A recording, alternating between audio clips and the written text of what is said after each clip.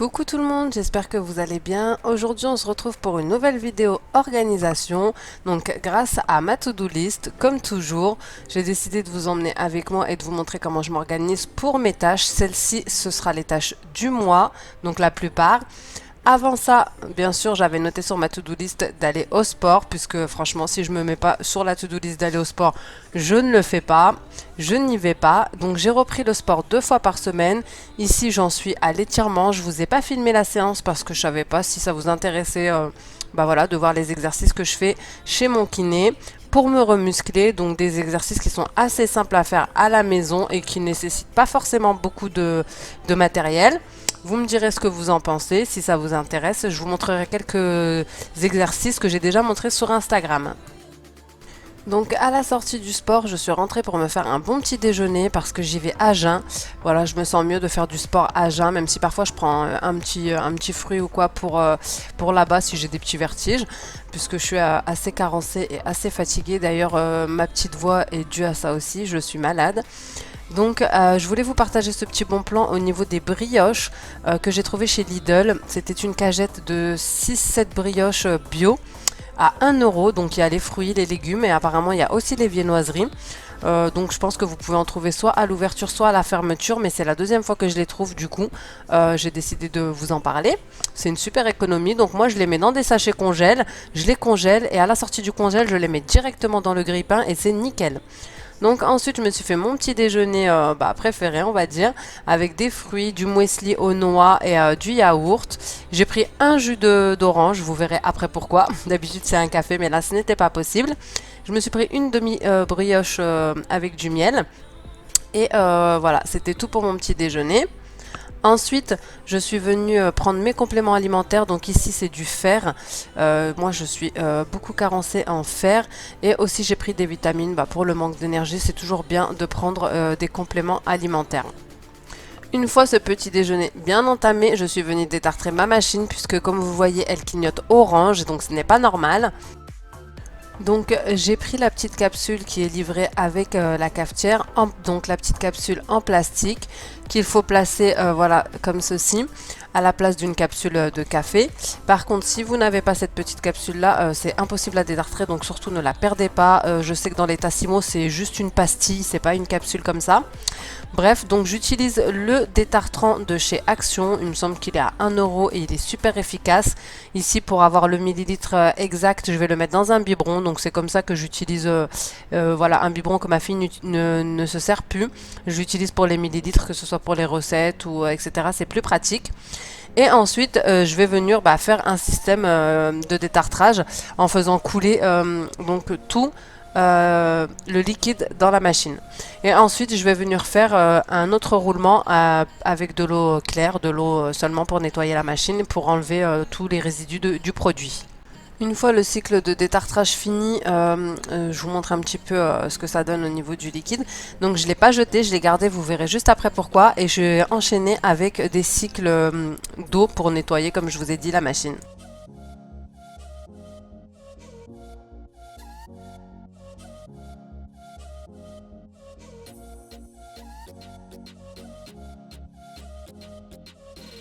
Donc en même temps, j'en profite pour nettoyer ma cafetière puisque voilà, le café ça gicle d'un peu partout. Et j'avais aussi envie de désencombrer ce petit coin café. J'ai vraiment envie que mon plan de travail soit le plus vite possible maintenant. Et donc comme il y a des choses que je n'utilise pas forcément quotidiennement comme la boîte à thé, puis là je devais remplir mon sucrier, etc. J'ai décidé de m'occuper de ça. Alors comme vous voyez, ça clignote encore orange. Donc d'ailleurs merci à l'abonné qui m'a aidé parce qu'en fait je savais pas du tout. Mais une fois le cycle de détartrage terminé, il faut appuyer un petit moment sur le bouton pour qu'il redevienne vert. Donc moi j'ai simplement appuyé 10 secondes et après c'était nickel. Ensuite, je passe au nettoyage de ma boîte à capsules parce que pareil, il y a aussi des miettes qui arrivent dedans. Donc boîte à capsules que j'ai achetée chez Action pour 10 €. On me demande souvent d'où elle vient. J'aime trop cette boîte à capsules, donc déjà ça me fait une petite réserve à capsules et ça m'évite d'aller soit au garde-manger soit dans le débarras. Et en plus c'est trop satisfaisant de la remplir. et de voir toutes les couleurs dans la boîte. Donc là je vais remplir mon sucrier avec du sucre roux.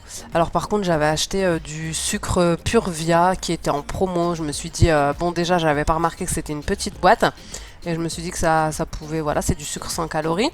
Mais franchement je peux pas, ça a un goût chimique, j'ai pas du tout adhéré au goût. En plus c'est super cher pour une toute petite boîte. Ici on voit pas trop, mais franchement elle fait genre la moitié de la boîte à sucre roux. Et de base, elle était à 4 euros et quelques. Moi, je l'ai eu à 3 euros et quelques. Mais franchement, n'achetez pas, quoi. Ça vaut vraiment pas le coup. D'ailleurs, mon médecin m'avait toujours dit évite l'édulcorant et l'aspartame, etc. Parce que ça crée des sensations de faim. Au final, vaut mieux sucrer avec un sucre roux que de prendre du faux sucre. Bref, donc il faut que je trouve une solution pour ça. Parce que vu le prix, je vais pas les jeter. Je pense peut-être les mettre soit en décoration dans une boîte transparente ou soit peut-être bah, voilà, les manger petit à petit ou je ne sais pas, on verra bien. Mais vu le prix, c'est sûr que je ne vais pas les gaspiller. Enfin bref, une fois cette tâche effectuée, je viens nettoyer le dessus de la boîte à café, tous les alentours de la cafetière, parce qu'en fait j'ai remarqué que le café coulait aussi par en dessous, vu que voilà, il y a la petite réserve et quand ça goûte, bah, ça tombe en dessous. Et ensuite, je viens replacer le tout et nettoyer mon plan de travail. Donc une fois le plan de travail nettoyé, je vais chercher toutes mes capsules, enfin toutes celles que je souhaite mettre dans la boîte, et je remplis ma boîte. Donc j'avais fait une réserve de capsules à café sur le Clair Drive puisqu'il y avait moins 65%, et par la suite je voulais d'autres goûts. Du coup j'ai trouvé une bonne promo sur Dolce Gusto, sur le site Dolce Gusto. C'était 12 paquets de capsules achetés, la machine à café offerte. Donc moi, comme j'avais un bon de 10 euros suite à l'achat de ma première cafetière, je l'ai utilisé, j'en ai eu pour 45 euros, franchement ça valait trop le coup.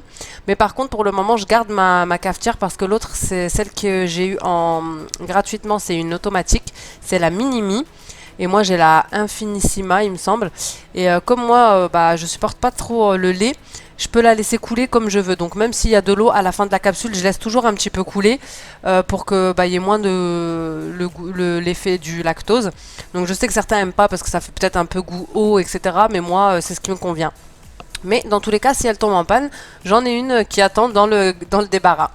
Donc voilà, c'était une offre bon plan flash du 1er février, c'est plus d'actualité, mais bon, je sais pas, je pense qu'ils en refont régulièrement, hein, si ça vous intéresse. Je vous ce que ça donne pour la boîte remplie, franchement j'aime trop, on dirait pas un arc-en-ciel. C'est trop satisfaisant pour moi de remplir cette boîte. Ensuite, bien sûr, on n'oublie pas de remettre le petit embout. Donc moi, pour un côté pratique, je le mets voilà dans la petite boîte. Comme ça, je sais toujours où il se trouve. Mais autrement, il me semble qu'il y a dans les Tassimo, etc., il y a un petit coin pour les ranger en dessous. Bref, donc ensuite je vais m'attaquer au détartrage de ma bouilloire aussi parce qu'elle était super entartrée. C'est ce que j'essaye de faire une fois par mois, détartrer mes appareils pour que voilà, pour la longévité, pour qu'ils durent plus longtemps. Et puis de toute façon, pour que les cafetières, ça vous le dit, mais bon, pour les bouilloires, etc., ça ne nous le dit pas. Donc là, je vais rajouter un petit peu de produit. Toujours celui de chez Action, et par-dessus je vais également mettre le produit que j'avais dans la cafetière avec quoi j'ai détartré pour en faire un peu plus, et je vais juste laisser comme ça poser quelques minutes. Donc au bout de quelques minutes vous voyez que c'est nickel, vraiment ce produit il est top, je l'ai même pas chauffé rien, hein. C'est complètement détartré. Ensuite pareil, je vais venir vider le produit et rincer. Ensuite je vais passer au nettoyage de mon four. Donc c'est quelque chose pareil que j'essaye de faire assez régulièrement, on va dire une fois par mois, voire 2 mois. Donc là je vais juste utiliser un dégraissant de la marque BioBelinda et également le produit four de la marque BioBelinda. Par contre moi j'en avais mis beaucoup trop, franchement ça a moussé, j'ai vraiment eu des difficultés à faire partir la mousse, donc vraiment une goutte ça suffit largement. Donc ça les filles, c'est des tâches que je note. En fait, soit c'est des tâches que je vais faire à la semaine, chaque jour une tâche, soit c'est des tâches si je suis vraiment motivée que je vais faire en une seule fois, donc en un jour si j'ai le temps, si les enfants sont à l'école, à la cantine, etc. Mais vraiment sans pression. Je m'organise, à chaque fois que je pense à une tâche, je la note sur mon carnet.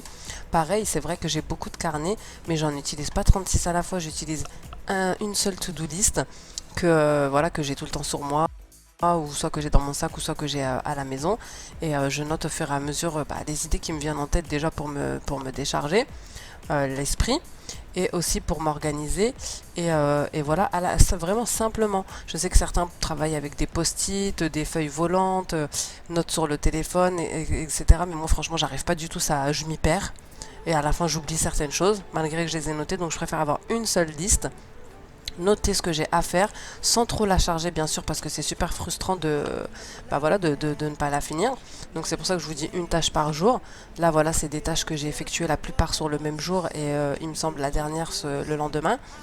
Mais voilà, sans se mettre de pression, chaque jour en plus du quotidien, parce qu'il y a aussi le ménage quotidien, les enfants, les repas, les courses, etc., les papiers à faire. Donc une fois le nettoyage effectué, je suis venue avec un petit grattoir de chez Action, donc c'est spécial, hein, ça ne raye pas. Il me semble que c'était moins de 2 euros. Franchement, je pense que c'était même 99 centimes.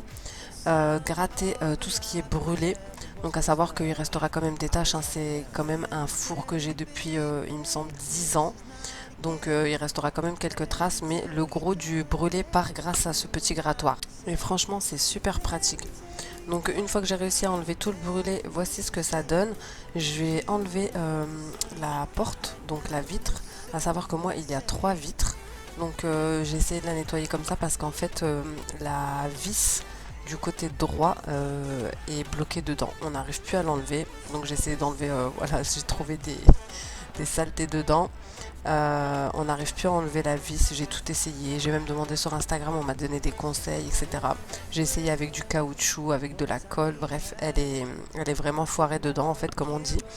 Donc bah j'ai pris les grands moyens et puis je l'ai mis dans la baignoire et j'ai lavé comme ça. J'ai mis du produit entre les vitres comme je le pouvais et j'ai lavé à grand jet d'eau chaude. Je pouvais pas faire autrement parce que de toute façon, on n'a pas réussi, ni moi ni mon mari, à enlever cette fameuse vitre. Et donc je me suis dit que bon, ça serait mieux que rien, même si c'est pas net, mais au moins c'est propre. Ici, j'ai une doublure pour le fond de four, donc je vous la mettrai en barre d'infos pour celles que ça intéresse, que j'ai eu sur Amazon. Donc il y a 2 feuilles dans le paquet. Et donc, une fois que j'ai remis la porte du four, enfin que mon mari l'a remise plutôt, je suis venue mettre un fond protecteur pour le four.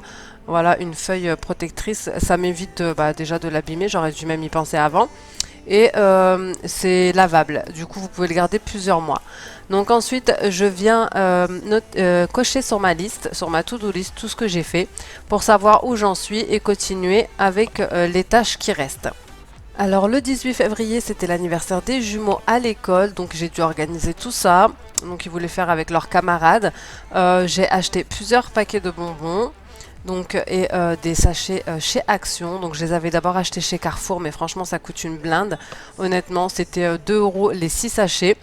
J'en avais eu pour 60 euros juste des petits sachets à remplir et les bonbons. Donc j'ai été me faire rembourser une partie des sachets. D'ailleurs tous les sachets même. J'ai été me faire rembourser une partie du ticket, je veux dire. Et je suis allée chez Action où eux c'était 1,79 les 15 sachets. Donc j'y suis allée avec mon fils qui a choisi voilà, le thème qu'il voulait pour lui et pour sa sœur. Et elle avait choisi ensuite les gâteaux d'anniversaire que eux voulaient. Donc je les ai remplis avec ma fille, c'était une petite activité, voilà, ça lui a plu de m'aider. À savoir que j'avais 60 sachets à faire, puisque dans leur classe, donc déjà c'est des jumeaux et ils ne sont pas dans la même classe, donc c'est 2 classes, et ils sont à peu près 20. Franchement, elle m'a super bien aidée, donc voilà, j'avais pris plusieurs sachets de bonbons, et à chaque fois je mettais un petit sachet individuel, une sucette. Et voici ce que ça donne une fois les 60 sachets de bonbons faits. Donc vraiment, ça fait des sachets de bonbons quand même. Mais ça va, ça a été assez vite. Et puis ma fille était contente de pouvoir m'aider. Donc entre temps, mon mari est allé récupérer les gâteaux d'anniversaire. Donc il nous avait appelé en visio pour demander aux enfants ce qu'ils voulaient simplement. Hein. Ils avaient choisi le thème qu'ils voulaient. Donc pour l'école, on avait le droit qu'à des gâteaux industriels, pas de fait maison à cause du Covid. Donc voilà, et ensuite je suis passée à un petit DIY. Donc j'avais envie voilà, de me prendre un porte-sopalin, sauf qu'il était hyper cher là où je le voulais et du style où je le voulais.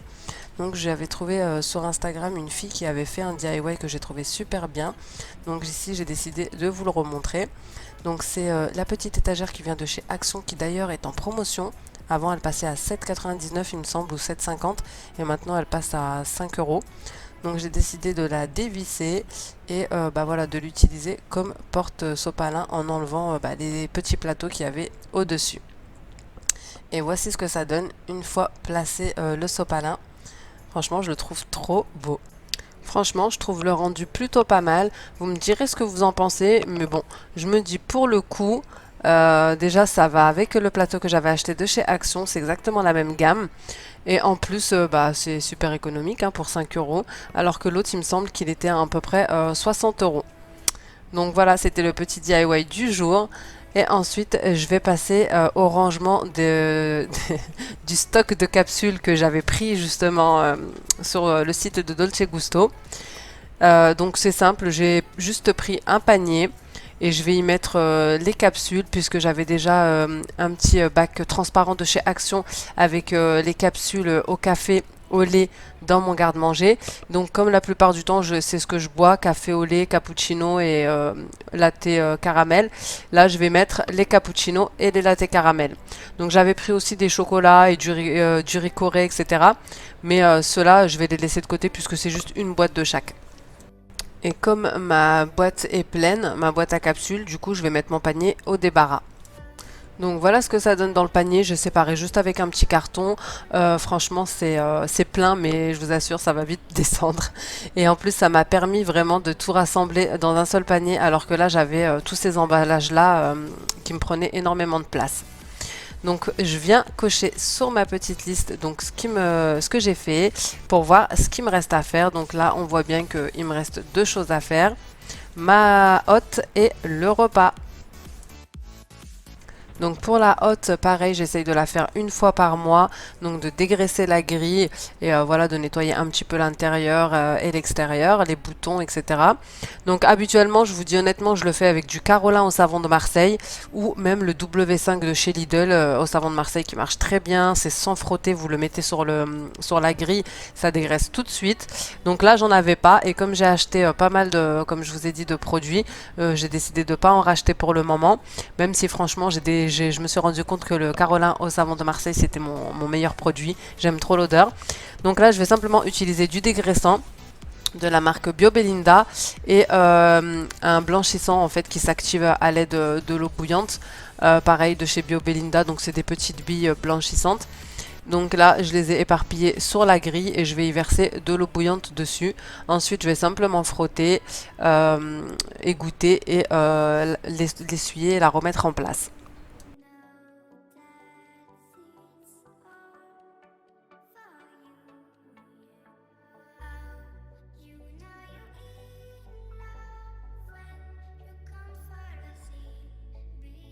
Ensuite, je vais venir passer un petit coup avec mon Carolin au savon noir, donc un petit coup de chiffon humide, puis un petit coup de chiffon Heal Base pour faire briller.